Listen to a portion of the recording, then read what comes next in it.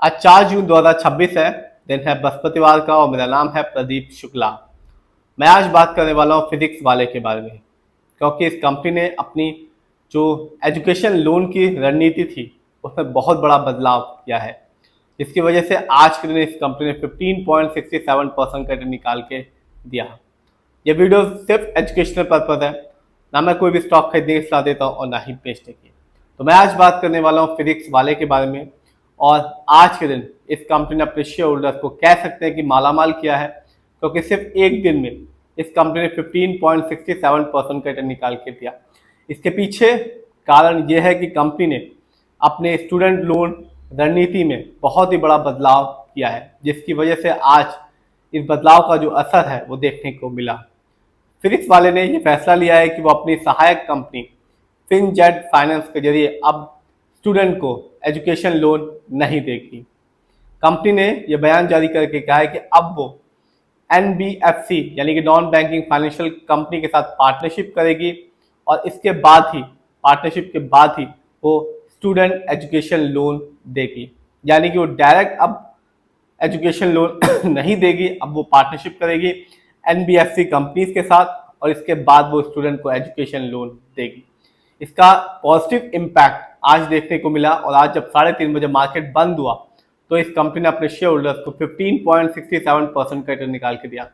अभी ही इस कंपनी का IPO आया था और आज इस कंपनी ने 15.67% का रिटर्न निकाल के दिया। रीजन बता चुका हूं कि कंपनी ने अपने एजुकेशन लोन की रणनीति को बदल दिया है। अब वो अपनी सहायक कंपनी के थ्रू एजुकेशन लोन नहीं देगी, अब वो एजुकेशन लोन देगी NBFC के साथ पार्टनरशिप के बाद। तो बदलाव किया, जिसका जो रिजल्ट था वो आज देखने को मिला। आज की बात करो तो आज जब 3:30 बजे मार्केट बंद हुआ तो इस कंपनी के शेयर प्राइस था 106 रुपीज 46 पैसे का, और आज इस कंपनी ने 15.67% का निकाल के दिया। लेकिन अभी ही ये कंपनी लिस्ट हुई है। यदि मैं इस कंपनी के 3 महीने के रिटर्न को देखूं तो 3 महीने में इस कंपनी ने 33.27% का रिटर्न निकाल के दिया।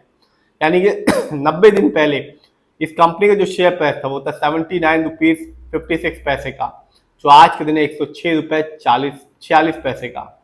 लेकिन एक साल में इस कंपनी के शेयर में गिरावट देखने को मिली, मार्केट भी डाउन था और इस कंपनी ने भी अपने शेयर होल्डर्स को निराश किया, और एक साल में इस कंपनी के शेयर में गिरावट रही 26.48% थी। यानी आज से ठीक एक साल पहले इस कंपनी का जो शेयर प्राइस था वो था 134 रुपये 31 पैसे का, जो आज के दिन है 106 रुपये 46 पैसे का। तो एक साल पहले इस कंपनी में जिसने पैसा लगाया होगा उसे तो निराशा मिली होगी, क्योंकि एक शेयर खरीदा था 134 रुपये में, जो आज के दिन है 106 रुपये 46 पैसे का। तो बढ़ा नहीं, उल्टा गिर गया इस कंपनी का रिटर्न, और लॉस हुआ जिसने भी इस कंपनी में एक साल पहले अपना पैसा लगाया।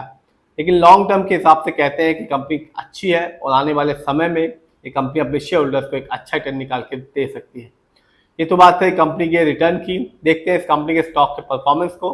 तो एक साल में इस कंपनी के जो हाईएस्ट शेयर प्राइस गया था वो था 161 रुपीज 99 पैसे का, जबकि एक साल में इस कंपनी का लोएस्ट शेयर प्राइस आया 77 रुपीज 72 पैसे का।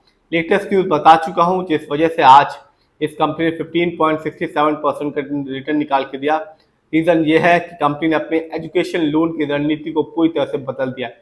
पहले कंपनी एजुकेशन लोन देती थी अपनी सहायक कंपनी फिनजेट फाइनेंस के थ्रू, लेकिन अब उसको बंद कर दिया गया है। अब ये कंपनी एजुकेशन लोन देगी, पहले पार्टनरशिप करेगी NBFC कंपनी के साथ, और इसके बाद ही स्टूडेंट लोन या एजुकेशन लोन स्टूडेंट्स को देगी। जानते हैं इस कंपनी के फंडामेंटल्स को। तो जो कंपनी का मार्केट कैप है वो है 26,338 करोड़ का। ये कंपनी लार्ज कैप की है, क्योंकि जो मार्केट कैप है वो है 20,000 करोड़ का। पीबी रेशियो 5.83 है। शेयर मार्केट में एक अच्छा पीबी रेशियो कहलाता है 1 या तो बिलो 3। इंडस्ट्री पी 112.04 है। शेयर मार्केट में एक अच्छा इंडस्ट्री पी कहलाता है 20 से लेकर 25 के बीच में। ये बताता है कि जो कंपनी का स्टॉक है मार्केट में कैसा परफॉर्म कर रहा है। क्या वो बहुत महंगा तो नहीं हो गया शेयर मार्केट में, क्या वो बहुत ज़्यादा सस्ता तो नहीं हो गया शेयर मार्केट में। डेप्ट टू इक्विटी 0.23 है। आप भी देख सकते हैं इस कंपनी पर लोन खर्च नहीं है। इस कंपनी का ROE है -0.26%। शेयर मार्केट में एक अच्छा ROE कहलाता है 15% से लेकर 20% के बीच में। और आरओई बहुत इंपॉर्टेंट चीज़ होती है, और जब भी आप किसी कंपनी के फंडामेंटल्स को देखें तो आरओई जरूर देखें, क्योंकि ये बताता है कंपनी कैसे आपके पैसे को इस्तेमाल कर रही है। यदि कंपनी का आरओई हाई होता है या पॉजिटिव होता है तो साफ बताता है कंपनी आपके पैसे को सही से इस्तेमाल कर रही है, जिससे आगे चल के फ्यूचर में एक अच्छा खासा रिटर्न कंपनी आपको दे पाएगी। यदि कंपनी का आरओई कम होता है, नेगेटिव होता है, तो साफ बताता है कंपनी आपके पैसे को सही से इस्तेमाल नहीं कर रही, इससे रिटर्न पाने की जो पॉसिबिलिटी होती है लॉन्ग टर्म में वो कम हो जाती है। इस कंपनी का ईपीएस है -0.08। शेयर मार्केट में एक अच्छा ईपीएस कहलाता है 80 और से ज्यादा का। ये बताता है कंपनी ने लास्ट 12 महीने में कितना कमाया। बुक वैल्यू 15.81 है, जबकि फेस वैल्यू है 1। देखते हैं इस कंपनी के फाइनेंशियल कंडीशन को। तो मार्च क्वार्टर में इस कंपनी का जो रेवेन्यू था वो था 984 करोड़ का, जबकि 2025 में इस कंपनी का ईयरली रेवेन्यू था 3039 करोड़ का। प्रॉफिट मार्च क्वार्टर में इस कंपनी का प्रॉफिट था -69 करोड़ का, जबकि 2025 में इस कंपनी का ईयरली प्रॉफिट था -243 करोड़ का। देखते हैं किसका कितना पैसा इस कंपनी पे लगा हुआ है।